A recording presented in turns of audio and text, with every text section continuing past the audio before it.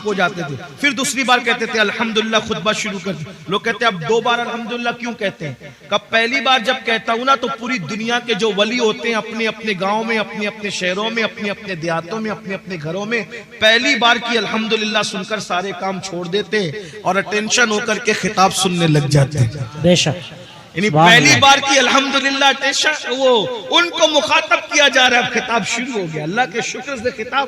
یہ غوث پاک ہے۔ لوگ کہتے ہیں مجھے انٹرنیٹ پر اتنے ہزار لوگ سنتے ہیں، میں نے کہا انٹرنیٹ کی خیرات ہے میرے عزیز۔ جب انٹرنیٹ کا نام بھی لوگوں کو پتہ نہیں تھا، جب بھی میرے غوث کا خطاب پوری دنیا کے ولی اپنے اپنے شہروں میں سنا کرتے تھے۔ بے شک، ہاں، دنیا بہت پیچھے ہے، مگر اتنا ضرور ہے کہ جب یہ کہہ دیا تو لوگوں نے کہا کیا کہہ دیا، کہانی گلڈی قصہ ہو گیا۔ میں نے کہا انٹرنیٹ کی چپ پر تو ایمان لایا ہے، اللہ کی قدرت پر کبھی ایمان لائے گا؟ جب سیٹلائٹ پوری دنیا میں تقریر پہنچا سکتا ہے تو اللہ نہیں پہنچا سکتا؟ اور یہ سیٹلائٹ بھی کیا اللہ کی قدرت سے باہر ہے؟ معاذ اللہ۔ دنیا میں جو کچھ جس کے ذریعے سے ہو رہا ہے، جو کچھ ظہور پذیر ہے، وہ میرے اللہ کی قدرت کا کرشمہ ہے۔ بے شک، بے شک، ان اللہ علی کل شیء قدیر۔ یہ نصیب کی بات ہے۔ کوئی سیٹلائٹ کی طاقت کو مان گیا اور کوئی اللہ کی قدرت کو مان کے کہتا ہے کہ اللہ وہ ہے جس نے عبد القادر کا خطاب بغیر کسی ذریعے کے پوری دنیا کے ولیوں کو سنوا دیا۔ بے شک، سبحان اللہ اللہ، کی قدرت ہے یہ، جو کچھ ہے وہ اللہ کی قدرت ہے۔ تو بہرحال سرکار غوث اعظم نے دیکھا ایک بندہ سو رہا ہے، اور وہ کون ہے؟ حضرت سیدنا شیخ علی ابن ہیتی ہے۔ وہ سو رہے تھے، آپ نے ہاتھ باندھ کر کھڑے ہو گئے، دیر تک کھڑے رہے ہاتھ باندھ کر۔ جب شیخ کی آنکھ کھلی، مرشد کو ہاتھ باندھ کے کھڑے دیکھا، پورا مجمع سناٹے میں پریشان، یہ بھی پریشان۔ جب پھر خطاب شروع ہو گیا، خطاب پورا ہو گیا۔ جب خطاب پورا ہو گیا تو لوگوں کے اندر چیمے گوئیاں ہونے لگی، بھئی کچھ بھی بات ہوتی ہے تو بات تو ہوتی ہے، تو یہ حضرت نے آج کیسے کی، حضرت نے آج کیسے کی؟ آخر کسی نے پوچھ لیا حضور آپ شیخ کے سامنے ہاتھ باندھ کے، مرید اور خلیفہ کے سامنے ہاتھ باندھ کے کھڑے تھے؟ مرشد نے فرمایا اس سے پوچھو نا کہ کیوں کھڑے تھے، یہ تو سو رہا تھا، اس سے پوچھو۔ تو پوچھا تو کیا بات ہے بھئی؟ تو کہا جیسی حضرت کے خطاب میں میری آنکھ لگی تو کیا دیکھا کہ رسول اللہ تشریف لائے۔ بے شک، سبحان اللہ، سبحان اللہ۔ اس محفل میں حضور تشریف لائے ہیں تو مرشد غوث پاک کہتے ہیں یہ جو سوتے سوتے دیکھ رہا تھا میں جاگتے جاگتے دیکھ رہا۔ واہ واہ واہ واہ، سبحان اللہ، سبحان اللہ۔ یہ غوث پاک کی شان ہے، مرشد غوث پاک کا مقام تو بات سمیٹتے ہوئے، لیکن اس مقام کو پانے کے بعد بھی بات سمیٹ، اس مقام کو پانے کے بعد بھی سرکار غوث پاک روتے تھے۔ توجہ، کم باذن اللہ کہہ کے مردہ زندہ کر دیں۔ جس کے خطاب میں غوث پاک کی عزت کو بڑھانے کے لیے خود اللہ کے رسول تشریف لائے، سوچیں کیا ذات ہوگی جس کے خطاب کی محفل کی عزت بڑھانے کے لیے حضور آئے، خضر آئے، موسیٰ علیہ السلام آئے، انبیاء آئے، مولا علی آئے۔ میرے امام کہتے ہیں کہ اولیاء کیا خود حضور آئے، وہ تیری واز کی محفل ہے یا غوث، وہ تیری واز کی محفل ہے یا غوث، یہ شان ہے۔ پھر روتے ہیں۔ کسی نے رونے کا سبب پوچھا یا غوث الثقلین کیوں روتے ہیں، رونے کی وجہ کیا ہے؟ فرماتے ہیں عبد القادر کے لیے عید کا اور خوشی کا دن وہ دن ہوگا جس دن ایمان پر اس کو خاتمہ نصیب ہوگا، جس دن میرا خاتمہ ایمان پر ہوگا۔ اور غوث پاک فرماتے ہیں جو ایمان پر خاتمے کی فکر نہ کرے، توجہ کر لیں، جو ایمان پر خاتمے کی فکر نہ کرے، غوث اعظم فرماتے ڈر ہے کہ جب مرے گا تو اس کا خاتمہ خراب ہو جائے گا، اس کا خاتمہ کفر پر ہوگا۔ دعاؤں کے اندر دکانیں مانگنے والوں، دعاؤں کے اندر مکان مانگنے والوں، دعاؤں کے اندر دنیاوی چیزیں مانگنے والوں، مانگو منع نہیں کرتے، لیکن کیا ایمان پر خاتمے کی بھی فکر ہے؟ ایمان پر خاتمے کی بھی فکر کرتے ہیں؟ تو وہ جو میں روایت بیان کرنے چلا تھا اس کو اینڈ کر دوں۔ اللہ اکبر۔ تو جب سرکار عیسیٰ علیہ السلام نے آواز لگائی کہ بتاؤ تم کو عذاب میں کیوں گرفتار کر دیا گیا، تو دو چیزیں وجہ بیان کی گئی۔ نمبر 1 ہم دنیا کی محبت میں گرفتار تھے، اور نمبر 2 ہم بدکاروں کی پیروی کیا کرتے تھے، بدکار لوگوں کی۔ اس لیے کہتا ہوں بدکاروں کی پیروی نہ کرو، نیکوکار لوگوں کی پیروی کرو، اس لیے کہ بدکاروں کی پیروی کرو گے تو کانوں میں ایئر فون لگا کر گانے سنو گے، مٹک مٹک کر کے چلو گے، مٹک مٹک اترا اترا کر کے چلو گے۔ اللہ اکبر۔ اور میرے آقا فرماتے ہیں جس نے اپنے کانوں سے گانا سنا ہوگا قیامت کے دن اس کے کان میں آگ کا سیسا پگھلا کر کے ڈالا جائے گا۔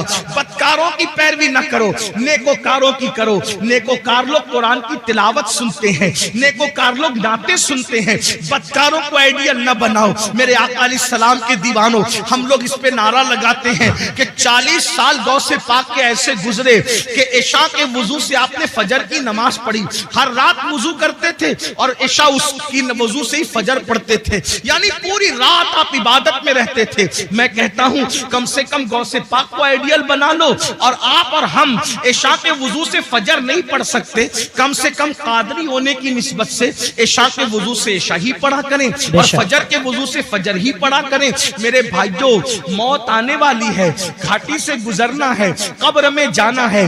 قبر میں نہ کسی کی دادا گیری چلے گی، نہ کسی کی بابا گیری چلے گی، کچھ نہیں چلے گا۔ قبر میں تو کروٹ بھی نہیں بدل سکتے۔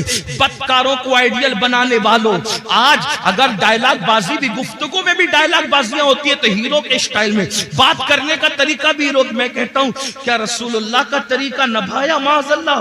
اللہ اکبر۔ جس کی سیرت بھی بے مثال، جس کی صورت بھی بے مثال، اللہ اللہ کہا جاتا ہے۔ حضرت استاد زمن نے یا مولانا حسن نے کہا، حضرت مولانا حسن بریلوی نے کہا تھا کہ تیری سیرت، تیری صورت زمانے سے نرالی ہے، تیری سیرت، تیری صورت زمانے سے نرالی ہے، تیری ہر ہر ادا پیارے دلیل بے مثالی ہے۔ میرے بھائیوں، آئیڈیل بنانا ہے تو اللہ والوں کو بناؤ، اللہ والوں کے طریقے پہ چلو، ان کے نقش قدم پر چلو، بدکاروں کو آئیڈیل نہ بناؤ۔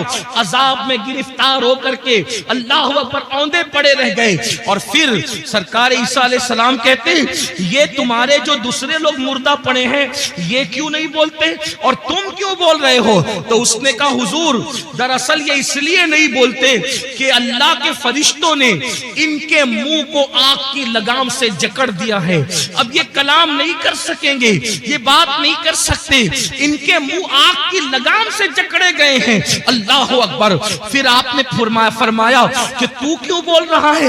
اس نے کہا میں ان لوگوں میں سے نہیں ہوں، حقیقت میں ان لوگوں میں سے نہیں ہوں۔ جب ان پر عذاب نازل ہوا تو میں ان کے ساتھ بیٹھا ہوا تھا، یعنی میں مجرم نہیں ہوں۔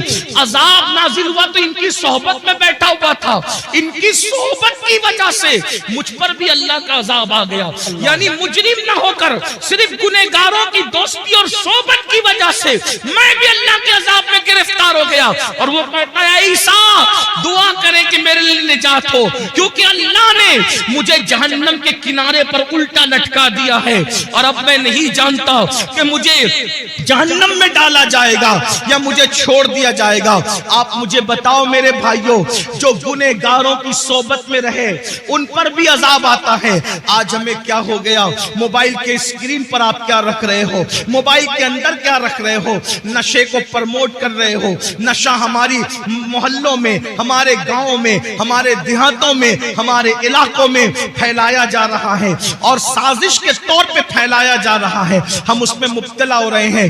نشے والوں کی صحبت میں مت بیٹھو، زانیوں کی صحبت میں مت بیٹھو، گنہگاروں کی صحبت میں مت بیٹھو، مجرموں کی صحبت میں مت بیٹھو۔ دیکھو وہ شخص کہنے لگا کہ میں ان میں سے حقیقت میں نہیں ہوں، لیکن میں ان میں سے ہو گیا ہوں کیونکہ ان کی صحبت میں بیٹھا ہوا تھا۔ اللہ اکبر۔ اللہ کے بندو، اللہ کی عذاب کو ہم میں سے کوئی بھی برداشت کرنے کی طاقت نہیں رکھتا۔ ایک دن موت ہے میرے بھائی، روح کا رشتہ جسم سے ٹوٹے گا۔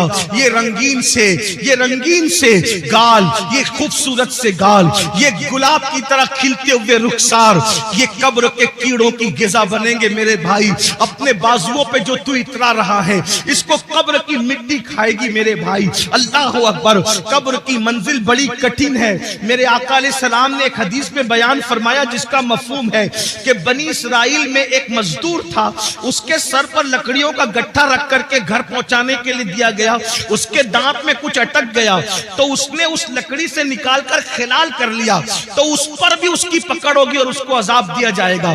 جو بغیر پوچھے لکڑی کا خلال منہ میں کر لے اس کو بھی پکڑ ہوگی اور عذاب دیا جائے گا۔ جو لوگوں کے پیسے ہڑپ کر کے بھاگ جا رہے ہیں، حتیٰ کہ اللہ اکبر لوگوں کو دھوکہ دے کر کے پیسے کھا لے رہے ہیں، حرام اور حلال میں تمیز نہیں کر رہے ہیں، سب کو ایک دھن سوارے، کروڑ پتی بنے، شارٹ ٹائم کے اندر ترقی کرنے کا چکر، شارٹ کٹ میں ترقی کرنے کا چکر، کوئی سود کی طرف جا کر، کوئی حرام کی طرف جا کر۔ میرے بھائی، نمرود کا کیا